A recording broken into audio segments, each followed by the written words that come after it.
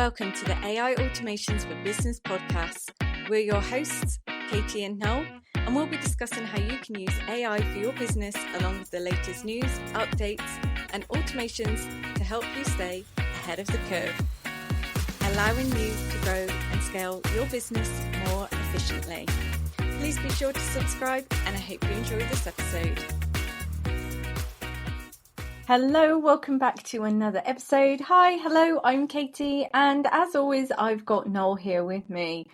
Hi, Noel, how you doing? Yeah, I'm doing great this week. How are you doing? Yeah, all good, thank you. We have been away. Noel and I were away last week in Norway. We went from the rain in the UK to the rain in Norway. Yeah. At least it was cooler than the week before. Yes. And we had obviously the beautiful scenery of the Norwegian fjords. Brilliant. Loved it. Yeah, loved it. We have some updates this week, or just one update, I believe. Yeah, so there was one little update that came out yesterday. I'm sure Apple would see it as not a very little update, but whatever. But what they're doing is they're finally upgrading Siri AI, which is quite exciting to see. So they actually, I didn't realise, or I'd forgotten, they actually got sued in 2024 because they missold the Apple Intelligence. So people went out and bought all these new iPhones and what have you, and then were just like, this is just rubbish. So basically owed every single user $95 or something. But anyway, so to rectify that, they've gone off. They've had multiple years to think about it, and they've decided not to bother with their own AI agents-ish. They're going to use Gemini instead. So yeah, it's going to be really awesome to see when it all comes out. But it has like a little pop-down widget. So as you're talking to it, and say, "Oh, could you find me this email?" Your widget by your camera notch pops down, and it will be like a button to go, "Oh yeah, I found it. Here it is with a link," and then you can click the link, and then off you go in your emails and all that sort of great stuff. And there's maps built into it. And, all very, very clever. Do you know when that's being released? So that should be with the next iOS, macOS release, whenever that will be. Who knows? It's usually around September, isn't it? I think it's going to be for the next big jump. Oh, right, okay. Yeah, that's September then, isn't it? Yeah, it should be around then. So yeah, that'd be exciting to see. However, on iPhone, you'll only be able to use it on 17 Pro, and anything that then comes 18 after. So yeah, I can't use it myself, unfortunately. Oh, I can't use it either. No, but you'll be able to use it on the Mac. That's you could use it on there, but. Yeah. That is just another way I feel that Apple are trying to get people to buy new devices. It is, but I guess that was kind of what they were sued for in 2024. So it's a bit of a risky gamble again. But I feel like Apple do it because, when your device gets to a particular age, you then can't update it anymore, or the battery goes on it, which isn't great. No. But as it's backed by Gemini models, it should be far, far better than Apple Intelligence. Fingers crossed. Okay. So yeah, can't wait to see that come out. Not that I'm going to buy a new phone. No. Definitely not. Okay. So usually on this podcast, we are teaching you something, maybe telling you about new software that's come out after the part of the podcast where we've told you the updates and news. We then go into the main part, and it's us usually telling you about something. But the amount of questions that we receive are always about how we use AI and how we use different platforms, different software, how we decide what AI to use, and all of those interesting things. So we thought we would dedicate this podcast episode to kind of giving you an insight about how both of us decide what AI to use, what software to use, and platforms and things like that. Yeah, switch it around. Yeah. Yeah. Okay. No, let's jump into it. So I'll let you start us off. So I guess to start off with, we'll talk about how we figure out what software we're going to use. Because as you know, if you've followed anything in the AI space, there's so much news, there's so much hype, there's so much stuff gets thrown at you, and I guess as like a business owner, it's kind of hard to figure out, well, what actually do I need? What are these features that are going to be helpful and useful to me and my business? And we have the same approach.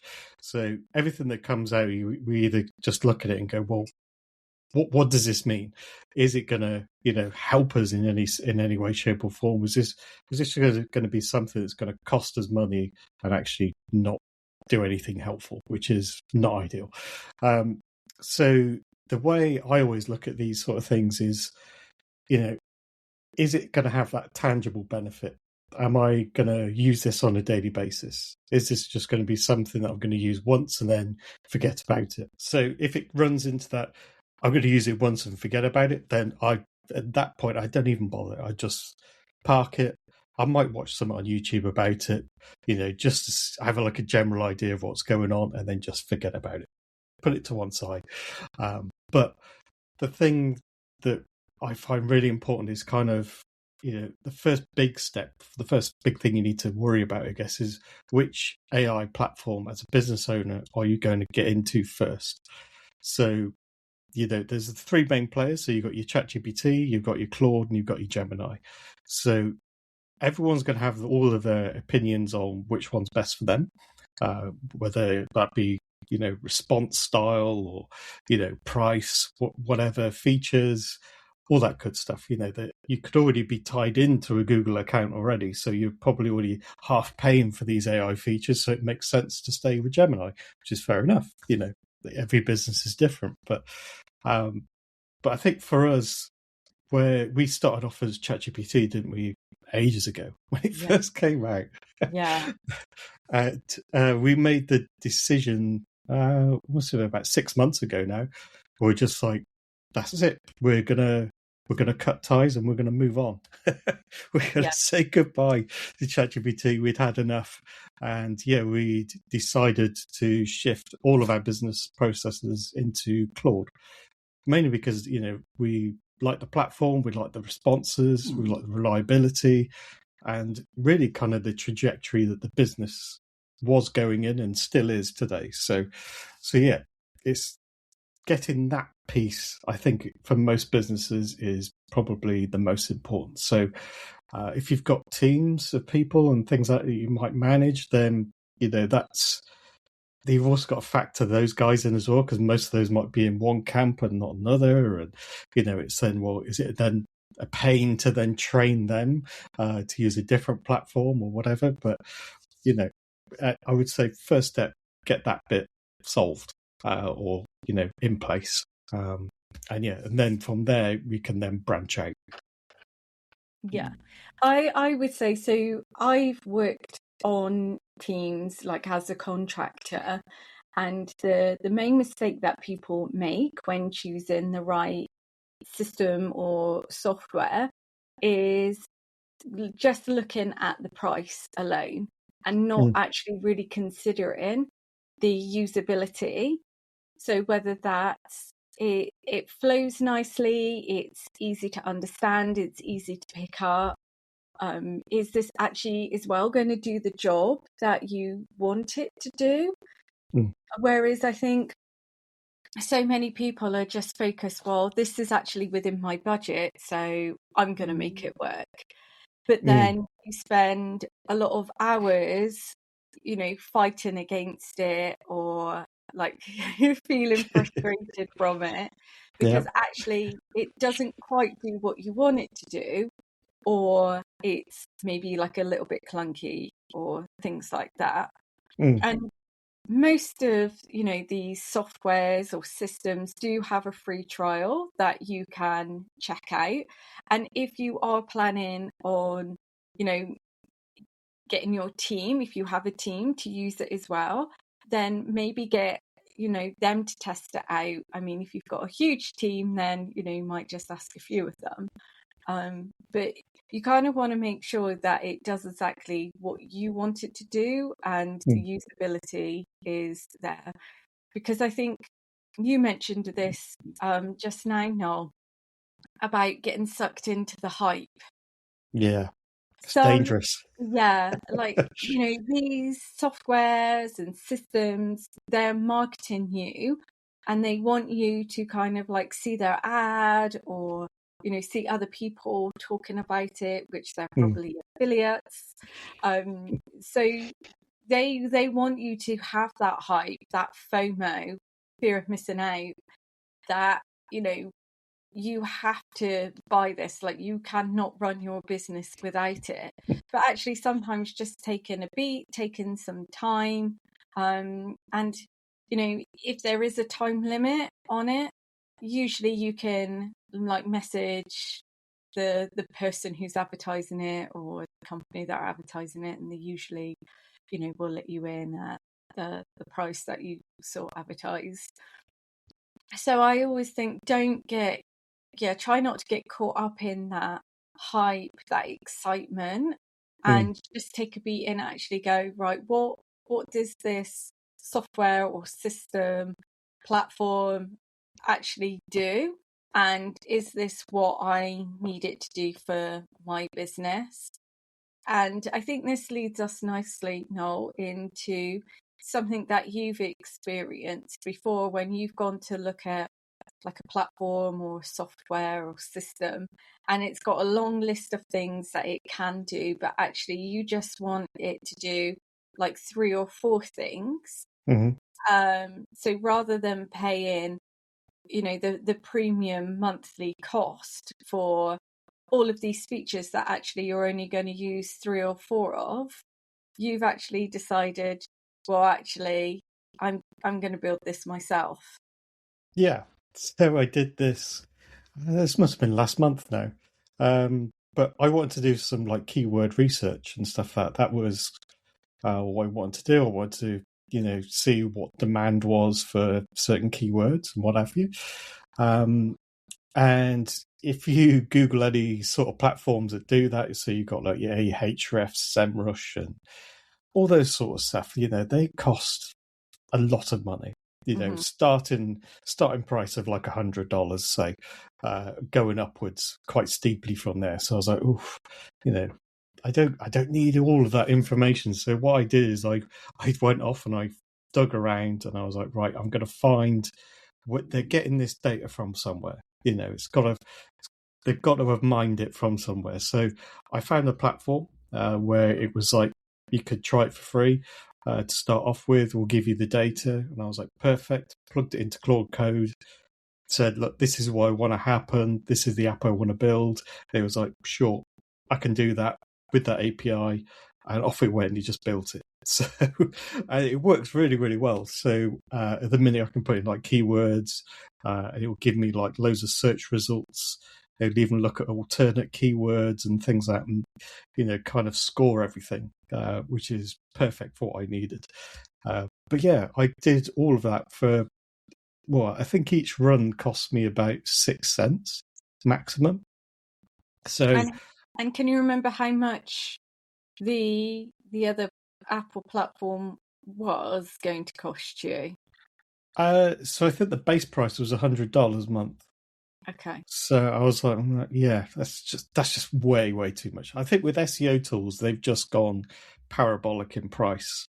So yeah, it's just really crazy, crazy money. So I was like, so yeah, I'm saving a lot of money because I don't really need to do that many searches for what I do. I was just, I just wanted something quick and easy, jump in, do a quick search. Yep, brilliant. I can either pass that into Claude or whatever to do some detailed analysis or see it for myself and go off and do something with it, and yeah, I just do like a couple of searches a month. So it's only costing me well, it's not even 50 cents for what I need it for. But yeah, that platform did say, is, oh, well, now you've used all your free credits, so you've got to chuck in $50 and we'll use that as your ongoing credit. And I was like, well, sure, I'm not going to get through that in a hurry. So why not? It's still cheaper than 1 month subscription to something which had all the bells and whistles, which I wasn't particularly interested in. So yeah, it is really possible these days to just go off and build those sort of apps. Obviously you've got to be careful with like security and stuff like that for businesses and what have you. You do need to be mindful of that, and who has access to what, and all that sort of good stuff. But if I wouldn't be scared of doing it. That's kind of like some people I meet, and they're just like, well, I can see it's going to be good that I could do this thing, but I'm worried about doing it. But if you're just running it locally on your laptop to start, or your PC, who cares if it doesn't work? Just give it a go. You can use Claude Code, or whichever codex, or Gemini's CLI or whatever they've got these days, and just go off and give it a go. See what you can come up with. It might look terrible. It usually does the first time, but you can always ask Claude to make it look nicer and stuff like that, and give it some brand guidelines, and it make it look like it's something that your business has built. And it's really quite straightforward to do these days. I think we're quite spoiled in the coding world at the minute, so compared to what we used to. Yeah. So I think really the key thing here is like shop around and see what else you can find. Yeah. If it is, the platform or the app, software, etc., is at a premium rate and you're not using all of the features. But saying that, you and I don't use all the features within Claude, and we both pay a monthly fee for Claude.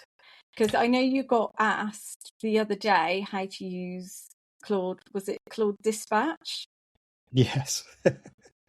Yeah, I did. Yeah, I got asked that yesterday, and I was like, I've forgotten it was even there. I tried it when it first came out just to give it a go, but yeah, it's just I would say you don't have to use everything. I don't use everything. I wouldn't suggest anybody does a deep dive and uses absolutely everything. I would just use what you need to use. Later on down the line, I might really love Dispatch. I don't know. In 6 months' time, it could be the best thing ever. That's something that I wish I'd started today. But right now, I can get on. I can do what I need to do without it. So I just, park it, and then it's still there. It's not going to go anywhere. I can still use it whenever I wish. I just don't have to, which is always important. Yeah, I think so as well.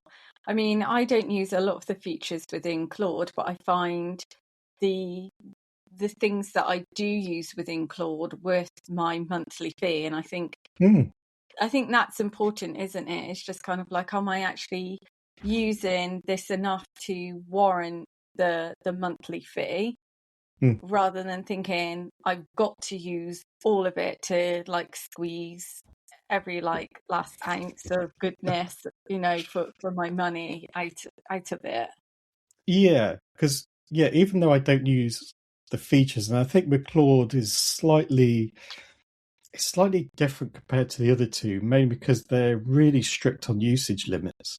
So obviously, the more you pay, the more usage you get per hour, per week, whatever they work it out. So I went straight up onto one of the bigger plans just to get that extra usage, because I knew I was going to use Claude Code using that usage limits. So I was like, right, I'm just going to get as much use as this as I can, and I hammer that usage every single day. So that's kind of important to figure that out.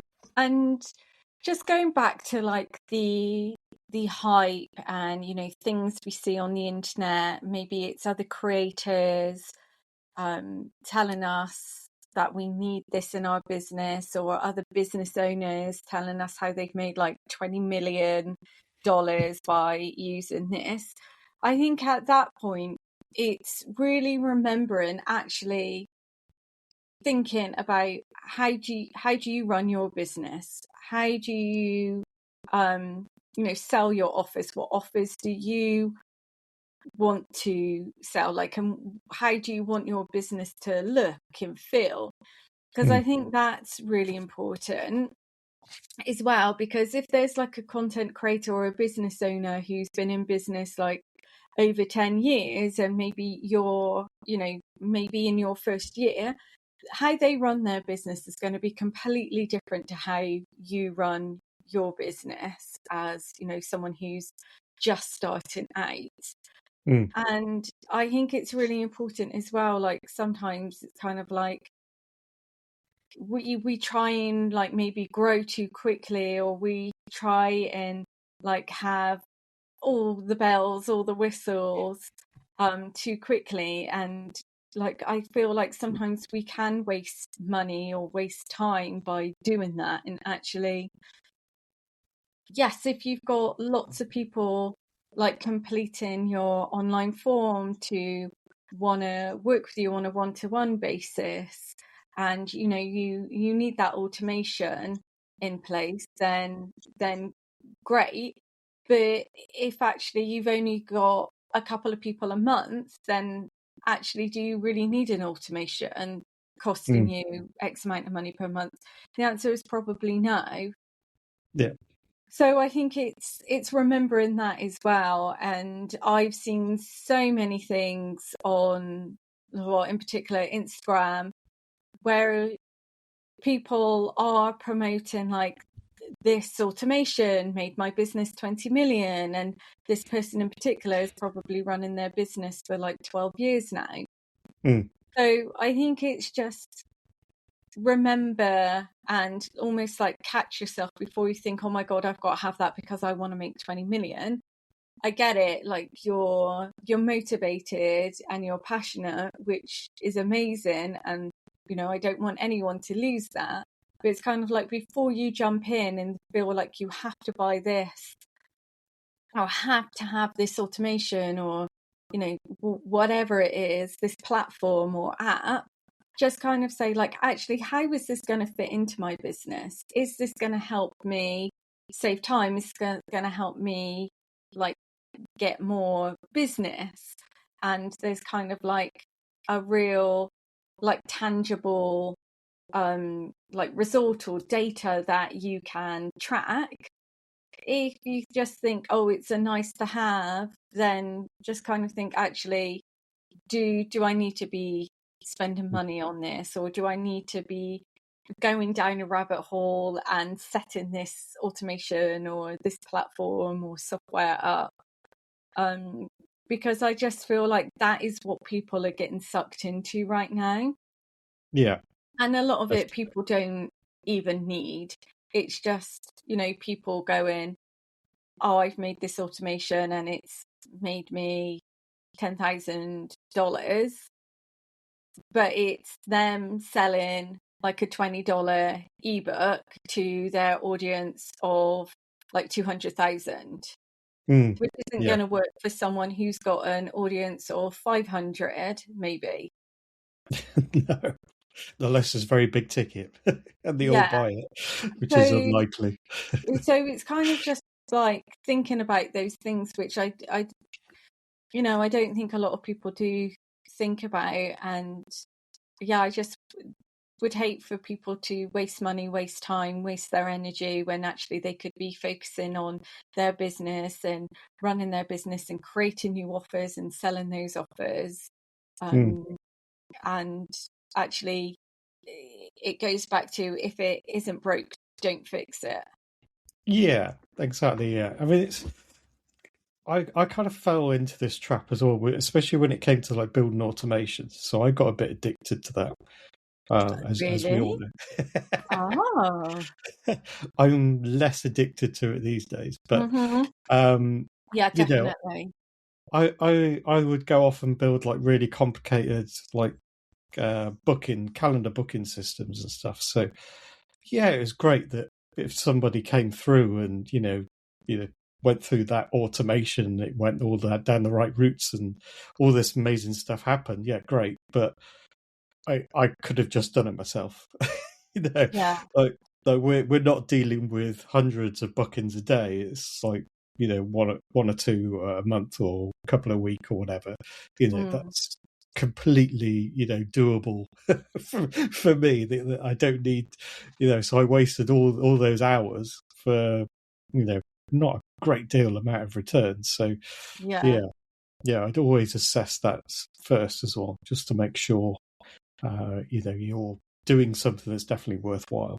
I think so. Yeah. So just like a recap, it's just being mindful of what you are paying for. Are you using enough of the features, or feel like you're getting your money's worth before signing up to something?